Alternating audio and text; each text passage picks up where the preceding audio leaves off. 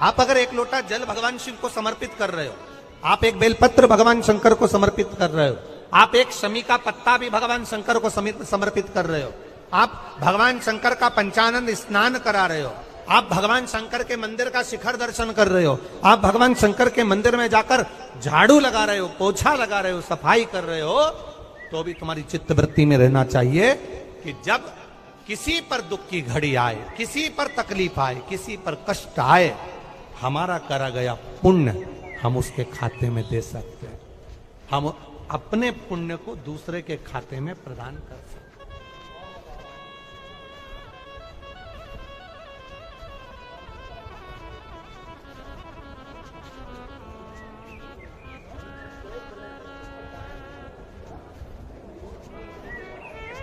बेलपत्र जरा ध्यान देना हो, ये बेलपत्र जो होता है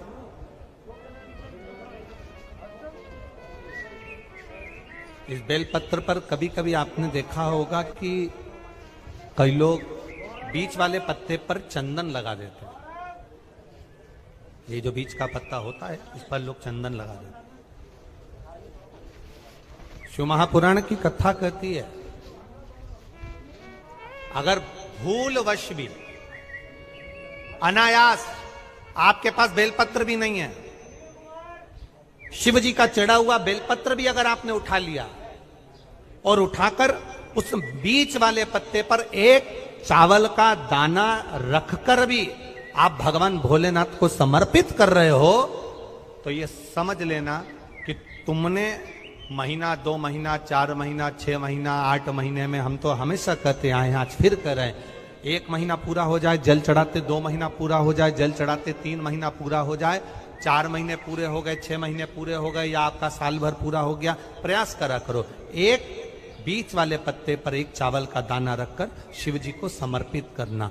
क्यों? जो तुमने पूर्व में जल चढ़ाया है वो चावल का दाना अक्षय, उसको अक्षत माना जाता है, अक्षय माना जाता है। मतलब तुमने अभी तक जो जल समर्पित करा है वो कभी समाप्त नहीं हो सकता, उसका पुण्य तुम्हारे खाते में चले गया, अब तुम उसको किसी को भी प्रदान कर सकते।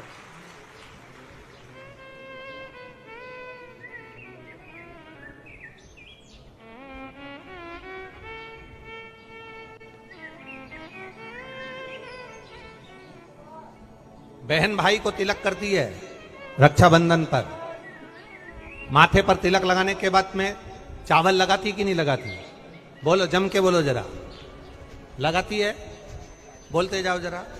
लगाती है, ठीक है। मंदिर में आप पूजन कर रहे हो, घर में कोई अनुष्ठान कर रहे हो, पंडित जी तुम्हारे मस्तक पर तिलक करते हैं तो चावल लगाते कि नहीं लगाते? बोलो बोलो, जम के बोलो। लगाते। तुम्हारे घर में शादी ब्याह होता है तो तिलक करा जाता है तो चावल लगाया जाता कि नहीं लगाया जाता? लगाया जाता। सब समय पर चावल, मस्तक पर कंकु का तिलक, चंदन का तिलक, जो भी तिलक तुम्हारे मस्तक पर लगा है, कोई अगर लगाएगा शुभ कार्य में तो चावल जरूर लगाएगा। बस एक कार्य ऐसा होता है जिस समय पर मस्तक पर तिलक करा जाता है पर चावल नहीं लगाया जाता।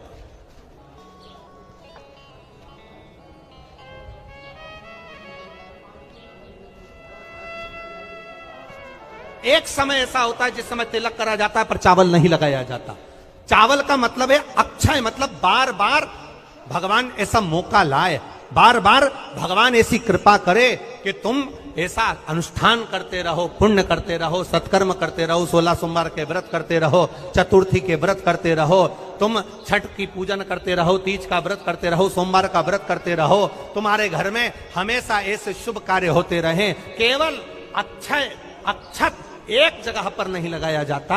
कब नहीं लगाते अक्षत को? मस्तक पर तिलक करते समय अक्षत कब नहीं लगाया जाता?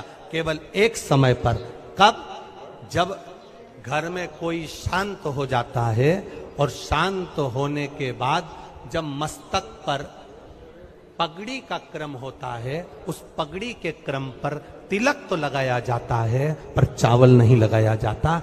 भगवान से प्रार्थना करते हैं ये बार बार मौका मत देना, जो हो गया उसको क्षमा, ऐसा मौका बार बार ना दीजिए।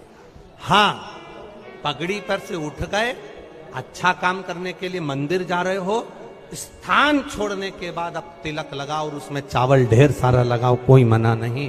पर अक्षय, उस अक्षत की महत्वता को समझना कि उसको बारंबार प्राप्ति ना हो, ऐसे कार्य की प्राप्ति ना हो, अच्छे कार्य की प्राप्ति, श्रेष्ठ कार्य की प्राप्ति, शुभ कार्य की प्राप्ति।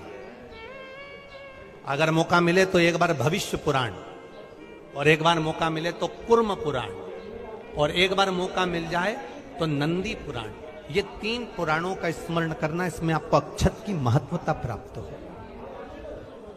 भविष्य पुराण, कुर्म पुराण और नंदी पुराण, इन 3 पुराणों में आपको अक्षत की महत्वता प्राप्त होगी कि चावल की महत्वता क्या है।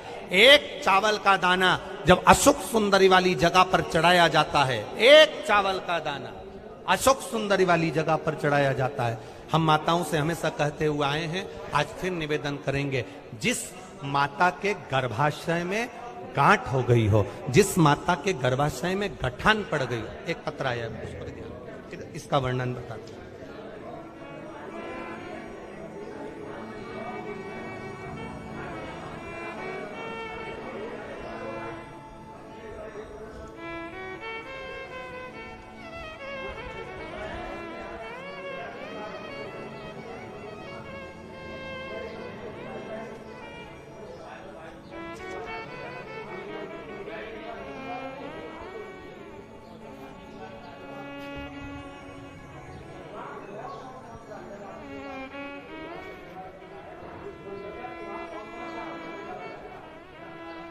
मैं गंगा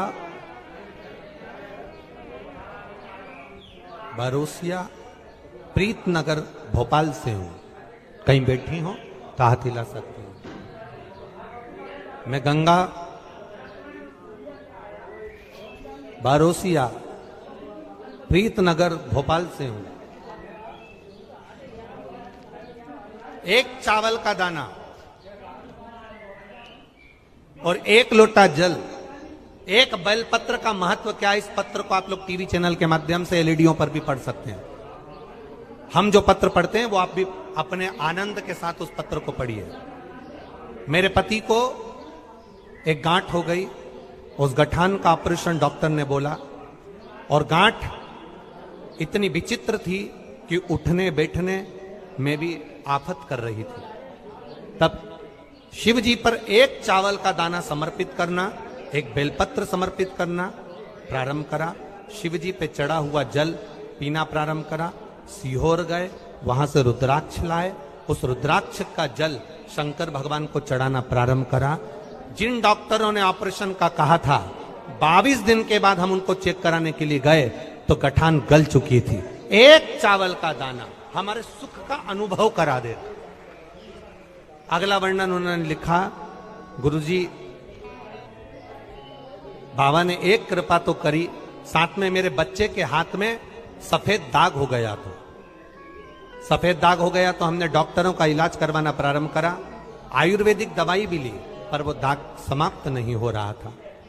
जब दाग समाप्त नहीं हो रहा था, तब शंकर जी के मंदिर में जाकर समी के पत्ते का आपने जो प्रयोग बताया था वो करना प्रारंभ करा, और बाबा की कृपा से शिव जी का चढ़ा हुआ जल शरीर पर लगाना, और पूर्णिमा के दिन गाय जो अपने बछड़े को दूध पिलाती है, उसका जो फेन बछड़े के मुंह पर आता है वो शरीर पर लगाना, और लगाकर उसको बैठना। उससे मेरे बच्चे के शरीर पर से सफेद दाग पूरा समाप्त हो गया। ये शिव तत्व, ये शंकर।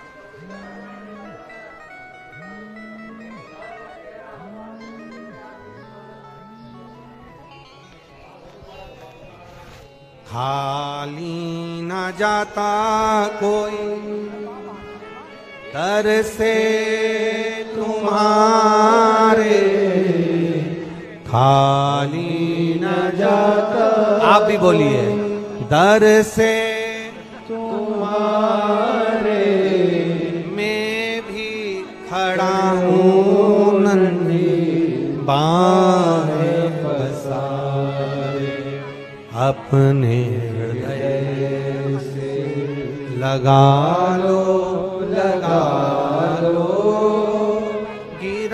जा रहा हो, उठा लो उठा लो।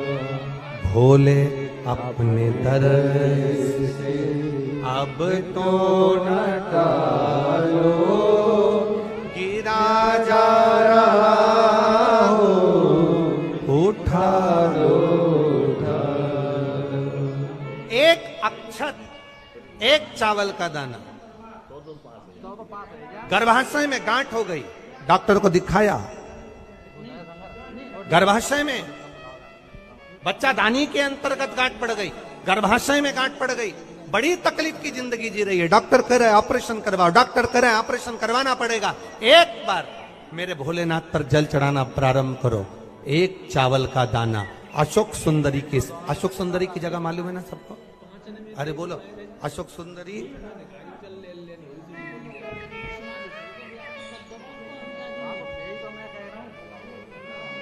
जैसे ये शिवलिंग, ये जलाधारी गोल माता पार्वती जी का हस्त कमल, यहां से जो जल बहता है, इधर गणेश जी का सीधे हाथ पर स्थान, इधर कार्तिकेय जी का स्थान, बीच में मोटी सी एक लाइन होती है शिवलिंग के सामने, वो अशोक सुंदरी का स्थान। कई बार वहां सांप बना होता है, कई बार अशोक सुंदरी का स्थान बना होता है। ये शिवलिंग, पार्वती जी का हस्त कमल, गणेश जी का स्थान, षडानंद कार्तिकेय जी का स्थान, बीच में अशोक सुंदरी का स्थान। ऊपर से जो बूंद बूंद पानी गिर रहा है वो शंकर भगवान की 5 लड़कियां, जया, विषहरा, शामरीबारी, दौतली और देव, ये शंकर जी की 5 बेटियां ऊपर से जल गिरा रही। तो अशोक सुंदरी वाली जो स्थान होता है, जब आपके गर्भाशय में या शरीर में पुरुष हो, स्त्री हो, जिसके पूरे शरीर में कहीं पर भी गांठ पड़ गई हो और गल ना रही हो, एक चावल का दाना अशोक सुंदरी वाली जगह पर चढ़ाना प्रारंभ करो, शिव जी पे जल चढ़ाना प्रारंभ करो, उस जल का आचमन करना प्रारंभ करिए। आप 3 महीना, 4 महीना, 5 महीना करते रहो, उसके बाद जांच जरूर करवाना हॉस्पिटल में जाकर कि गांठ गली कि ना गली। पर विश्वास रखो, भरोसो दृढ़ इन चरणन करो, श्री वल्लभ नक चंद्र छटाबिन सब जग माही अंधेरो। भरोसा मूर्ण होना चाहिए, भरोसा मूल हो। हमारा अगर विश्वास नहीं है तो फिर भगवान भी नहीं है। मानो तो मैं गंगा मां हूं, ना मानो तो बहता। आपका अगर भरोसा कहता है कि मैंने जल चढ़ाया और मेरा महादेव सुनेगा, आपने सोच लिया कि मेरा महादेव सुनेगा, तो महादेव सुनेगा। और आपने अंदाजा लगा, कई लड़कियां जब शादी करती हैं तो पहले से गलत सोच बनाकर आती हैं कि सास तो डेंजर होती है। कईयों के मन में भाव आता है सास बुरी होती है, सास अपशब्द कहती है, सास गाली देती है। कई लोगों से सुना, जिससे मिलो उसकी सास ऐसी हो गई, कोई ने कहा हमारी सास ऐसी थी। लड़कियों ने अपनी चित्तवृत्ति में भर लिया कि सास बुरी होती है। जब चित्तवृत्ति में भर लिया कि सास बुरी होती है, तो वो कितने भी अच्छे घर में चली जाए, उसको सास बुरी ही लगेगी, ये निश्चित है। और अगर आपने मन में सोच लिया कि जो किस्मत में लिखा होगा देखा जाएगा, संसार सागर में जन्म लिया है, सुख दुख चलता रहता है। अगर कोई बेकार भी मिल गया ना, तो अपना स्वभाव से मैं उसको अच्छा बना लूंगी, मुझ में वो क्वालिटी है, तो वो अच्छा हो जाए। आप पहले से विचार कर लीजिए। आज के जमाने में लोगों को ना तो लिखना आता है ना विचार करना आता है। एक फेसबुक पर हमको तो आशीष ने बताया, एक फेसबुक पे लिखा हुआ था, एक फेसबुक पर किसी ने लिखा था, आज पुत्र रत्न की प्राप्ति हुई, सभी मित्रों का आभार।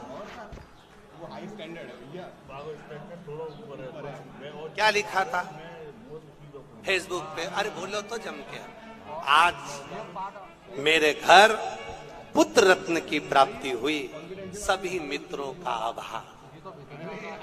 अब मित्रों का आभार क्यों दे रहा है? पुत्र तेरा है कि मित्रों का है?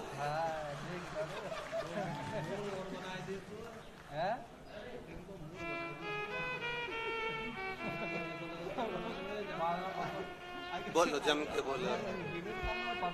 लिखना चाहिए ऐसा, पर स्मरण नहीं है, चित्तवृत्ति में नहीं आया है ये, आना चाहिए।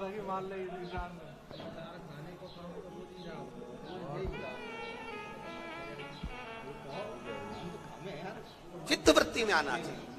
आप क्या कर रहे हो, आप क्या प्रदान कर रहे हो, क्या लिख रहे हो, क्या बोल रहे हो, आपकी चिदानंद वृत्ति में यह आना चाहिए कि आप क्या कर रहे हो।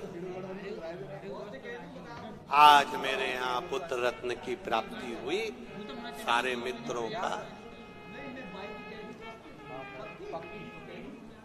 क्या लिखा है, 100% क्या प्रदान किया तुम?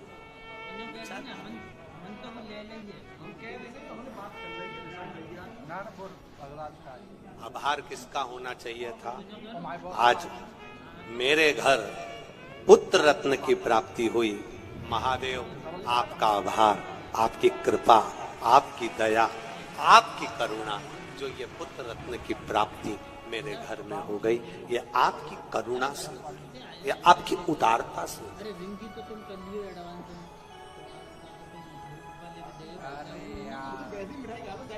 ये आपकी करुणा है, ये आपकी उदारता है।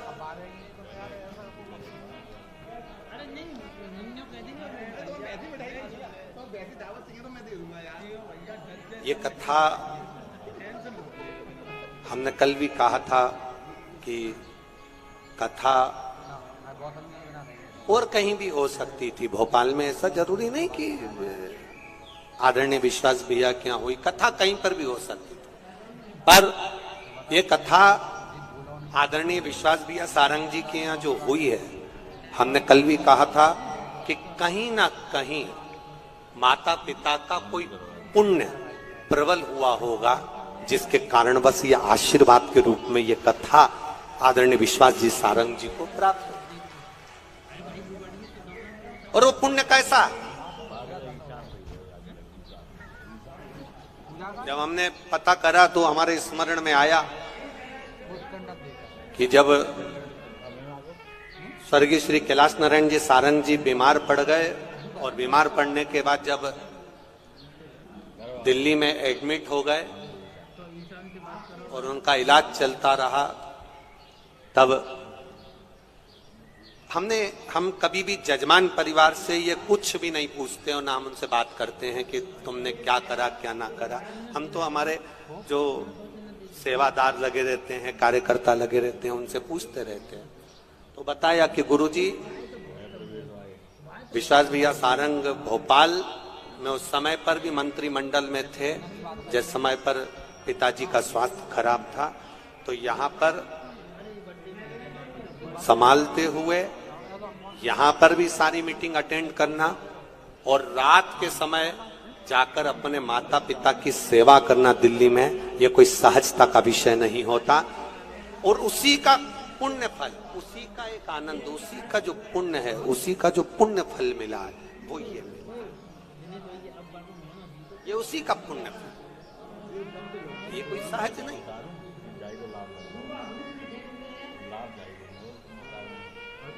इतनी शिव महापुराण की कथा करी, पूरे भारत में करते रहते हैं, पर पहली शिव महापुराण की कथा ऐसी हुई है जिसमें रेलवे स्टेशन पर भी भक्तों को लाने के लिए बस लगाई गई। इसके लिए विश्वास भैया सारंग जी को बहुत बहुत साधुवाद।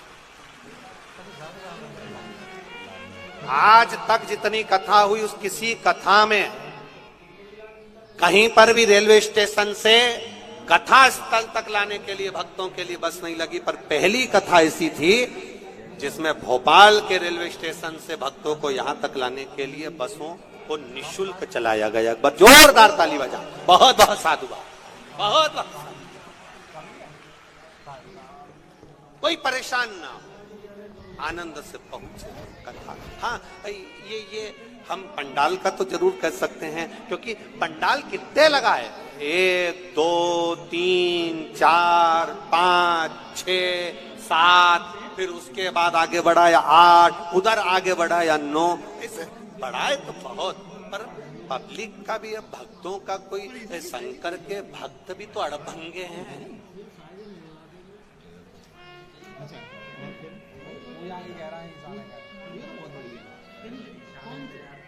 और मेरा विश्वास कहता है जितने पुलिस के कर्मचारी लगे हैं ना, ये भी टेंशन में होंगे, ये आ कहां से रहे हैं।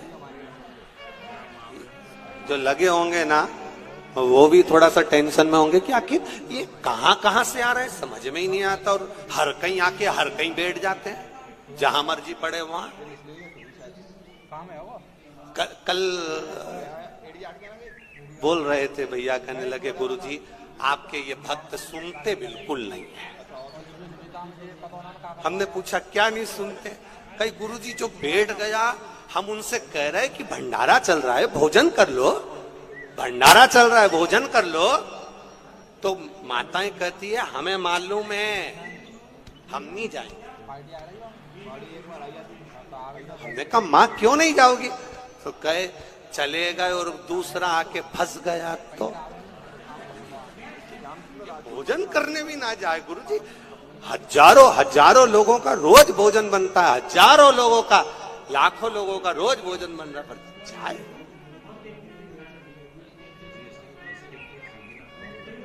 दंडवत प्रणाम आपको, प्रणाम।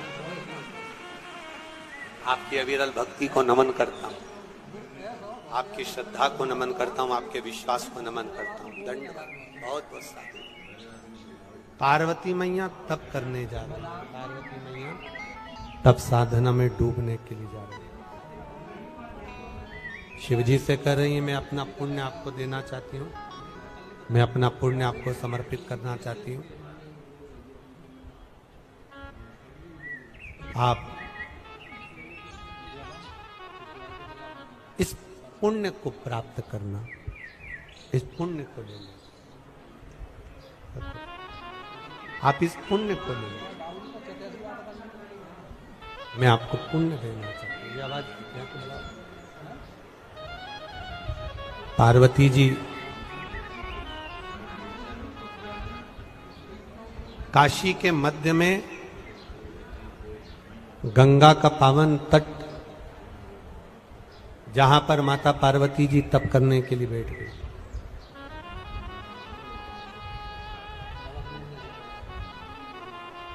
एक नील नाम का दैत्य, जिसका नाम था नील नाम का दैत्य, और नील नाम का जो दैत्य था वो, उसने ब्रह्मा जी से वर प्राप्त कर लिया था कि वो रूप बदल सकता था।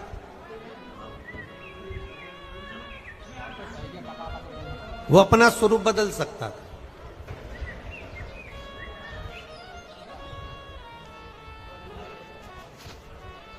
अपने स्वरूप को बदलकर कहीं पर भी जा सकता था।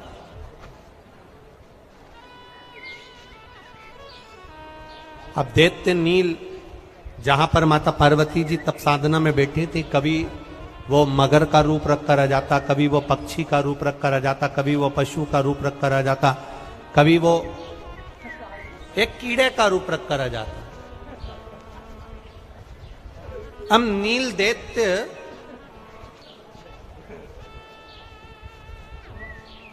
आज हाथी का रूप रखकर आ गया।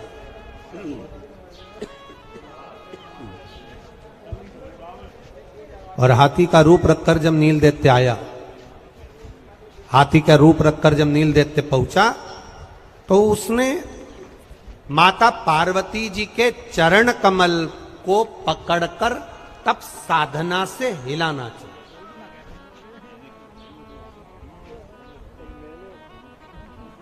अब बहुत समझने वाली कथा है, बहुत बड़ा ध्यान दीजिएगा कि कई लोग प्रश्न करते हैं, गुरुजी आप कहते हो कि शिवजी पे चढ़ी हुई बेलपत्र खाना चाहिए, तो उस बेलपत्र को अगर हम पेड़ पे से तोड़ें और पेड़ पे से तोड़कर अगर खा लें तो क्या वो असर नहीं करेगी? जरा समझिएगा कथा को। अगर हम पेड़ पे से बेलपत्र तोड़ लें वृक्ष पे से बेलपत्र तोड़ लें और वृक्ष पे से बेलपत्र तोड़ने के बाद अगर हम खा लें तो क्या वो असर नहीं करेगी? हम कहते हैं आप मेडिकल पे से गोली ले सिर दर्द की और खा लो। आप मेडिकल पे से पेट दर्द की गोली लो, खा लो, मना नहीं है।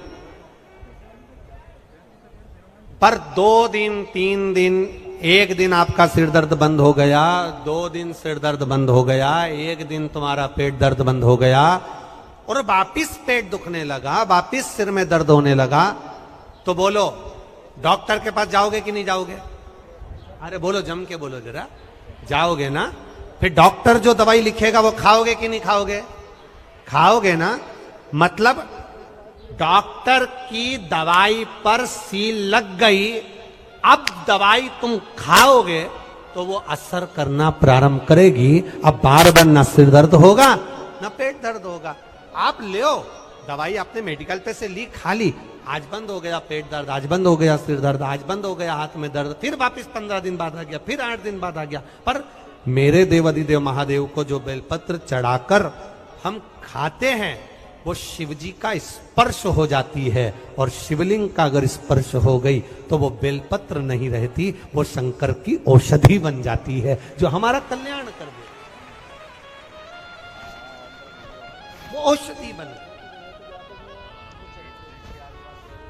और जब वो औषधि बन गई तो हमारा कल्याण निश्चित है। ये आवाज यहाँ की खोलो, अंदर की नहीं खुल रही है।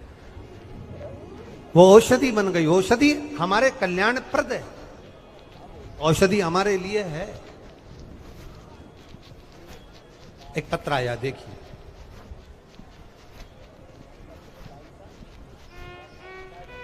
मेरा नाम तारा रजक है, मैं 4 इमली भोपाल में रहती हूं, मेरा मोबाइल नंबर ये है।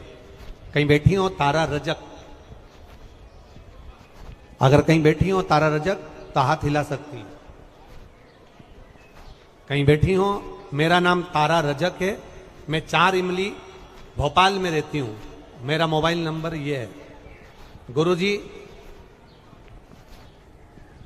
आप लोग भी एलईडी पर और आस्था चैनल पर पत्र पढ़ सकते हो हमारे साथ में। मेरा नाम तारा रजक है, मैं 4 इमली भोपाल में रहती हूं, मेरा मोबाइल नंबर ये है। गुरुजी, कलयुग में शिव युग आ गया, हमारा बाबा तो पृथ्वी पर आया कि नहीं आया, पर शिव पुराण अगर पृथ्वी पर भेज दी तो समझो बाबा ही आ गया। गुरुदेव, मेरी जीभ पर 2 गठाने थी,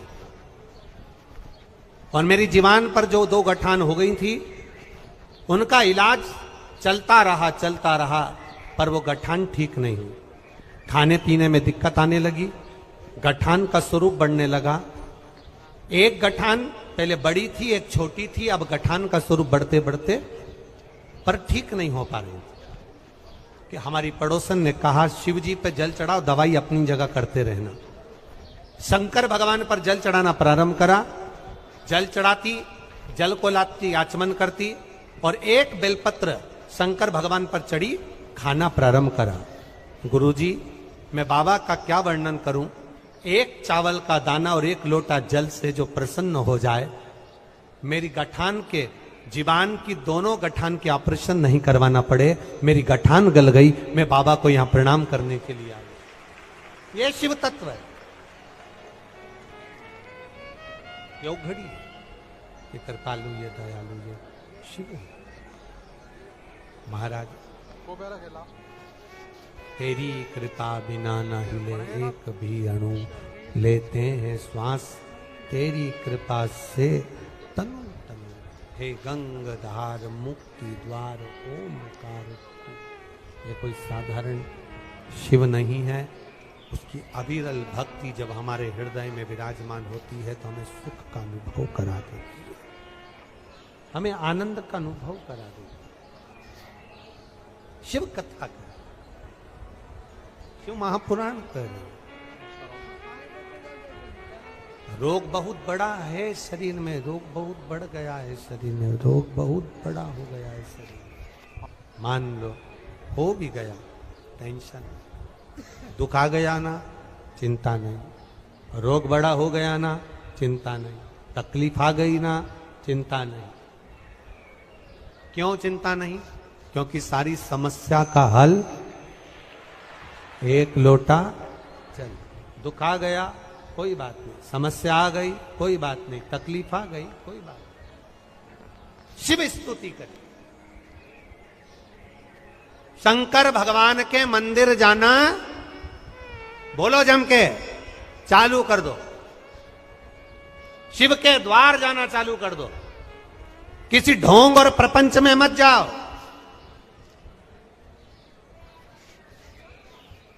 कहीं ढोंग प्रपंच में जाने की जरूरत नहीं है, कहीं अंधविश्वास में पड़ने की जरूरत नहीं, किसी भ्रम में पड़ने की जरूरत नहीं।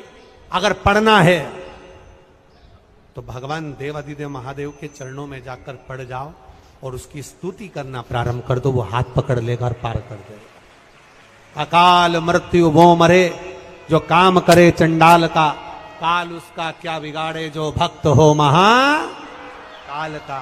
जो शिव का उपासक होता है उसको फिर डरना नहीं होता। क्या डर? आप जाओ शिवालय, आप जाओ शंकर की चौखट, आप जाओ शिव के द्वार, वो संभाल।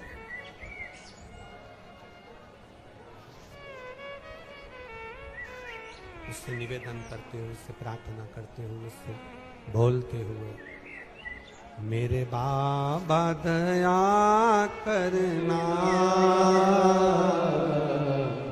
मैं तेरे भरोसे हूँ। मेरे बाबा दया करना, मैं तेरे भरोसे हूँ। ना घर के भरोसे हूँ, ना परिवार के भरोसे हूँ, ना घर के भरोसे हूँ, ना परिवार के भरोसे हूँ। भोले बाबा दया करना, मैं तेरे भरोसे हूँ। मेरे बाबा दया करना, मैं तेरे भरोसे हूँ। ना इनके भरोसे भरोसे हो, ना इनके भरोसे हो, ना उनके भरोसे हो। भोले बाबा दया करना, मैं तेरे भरोसे। मेरे बाबा दया करना, मैं तेरे भरोसे हूँ। पूजा पाठ भले 10-20 मिनट की करो, पूजा पाठ भले 1-2 मिनट की करो, पूजा पाठ भले आधा घंटा 1 घंटा की करो, पर शिव पुराण कहती है शंकर पर भरोसा 24 घंटे करो।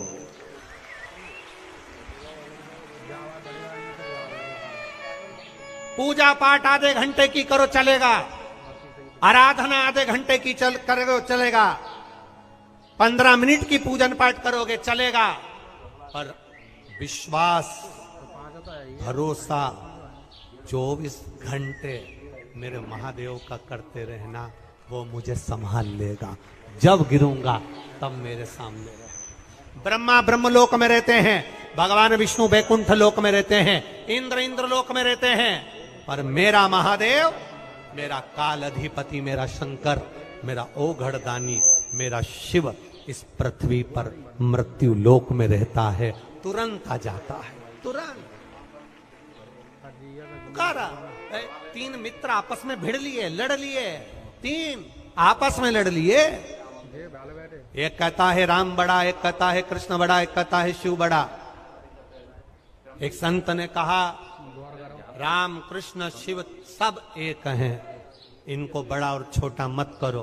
पर तीनों, एक राम की आराधना करता है, एक कृष्ण की आराधना करता है, एक शंकर की आराधना करता है, तीनों भिड़ गए, शांति नहीं हो रहा है। संत समझा रहे शांत हो जाओ, तीनों बराबर हैं। राम भी एक बराबर के, कृष्ण भी एक बराबर के, शिव भी एक बराबर के, नारायण ब्रह्मा सब हमारे 33 कोटि सनातन धर्म के देवता सब एक हैं, उसमें कोई भेद नहीं है। पर आपस में भिड़ ली। जंगल में गए, तीनों ने विचार करा, हम हमारे देवता को बुलाते हैं, देखें आते कि नहीं आते, कौन पहले आता है बस देखते हैं। बुलाया, मेरे राम जी, राजा राम जी, हे मेरे राम राजा, पधारो राजा राम, पधारो राजा राम। राम जी महाराज। दूसरे ने पुकारा, हे द्वारिकाधीश, हे मेरे कृष्ण, हे द्वारिका के नाथ, पधारो प्रभु।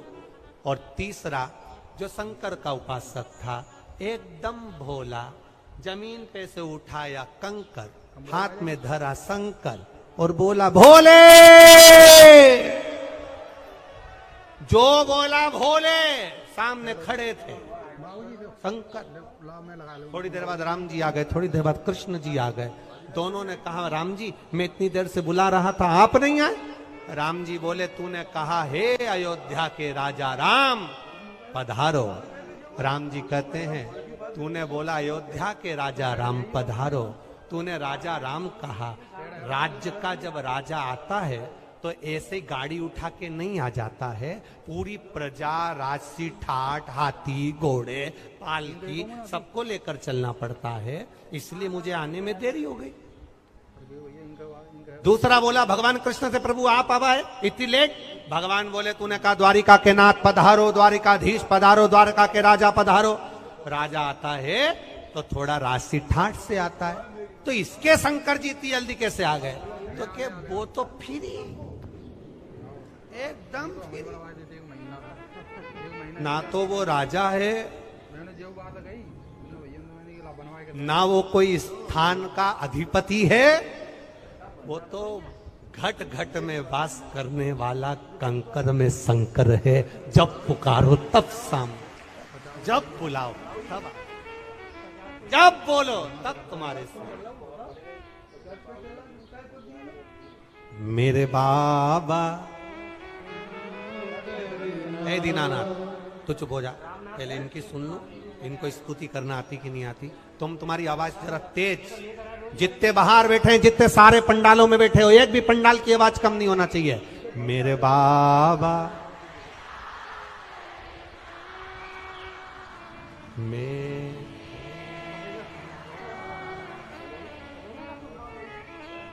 भोले बाबा, मैं ना घर के ना परिवार के, मेरे बाबा दयाल, मैं तेरे। पूजा पाठ आधे घंटे की करो चल जाएगा, आराधना 1 घंटे की करो चल जाएगा, पर शंकर पर भरोसा 24 घंटे करना। सोते उठते खाते पीते जहां जाओ मेरे साथ मेरा शंकर है, इतना मानकर चलना। बस हर जगह पर शिव ही शिव नजर आएगा, हर जगह शंकर ही दिखेगा, शिव तत्व ही नजर आए, दूसरा कुछ नहीं।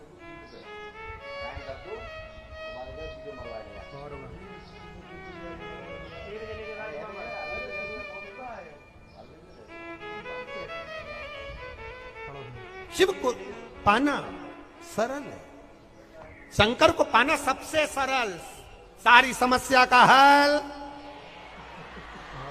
अब इतना ये मेरा निवेदन है, जितने मीडिया के लोग यहाँ बैठे हैं उनसे भी निवेदन है, और जितने शंकर भगवान पर विश्वास नहीं करते वो भी यहाँ बैठे हैं, एक एक पत्र में मोबाइल नंबर, एड्रेस सब लिखा है। और बाबा ने जिसको दिया उसके यहाँ पत्रों का ढेर लगा हुआ है। मेरा ये पत्र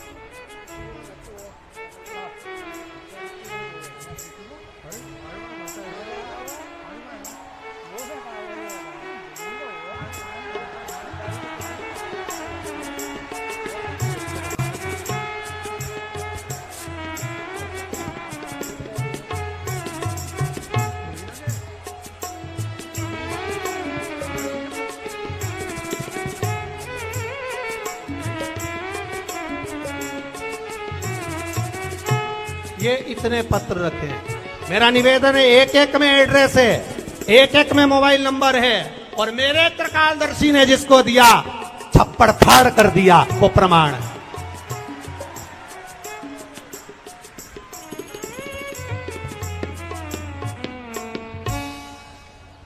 देवता देते हैं पल्ला झाड़ कर, और मेरा महाकाल देता है छप्पर फाड़ कर।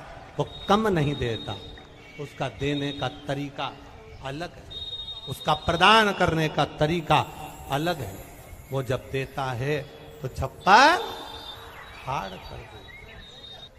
मेरे बाबा दया मैं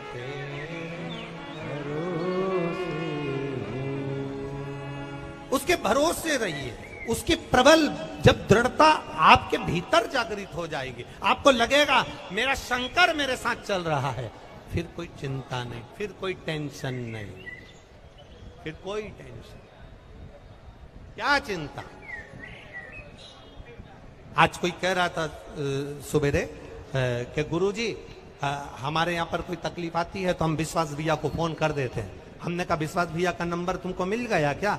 कि विश्वास सारंग जी का नंबर चलता रहता है जो फोन कर देते। अरे गुरुजी, वो विश्वास भैया सारंग हर साल पूरे नरेला विधानसभा की जितनी माताएं सबसे राखी बनवाते हैं, तो सबसे उनका संबंध है बहन भाई का।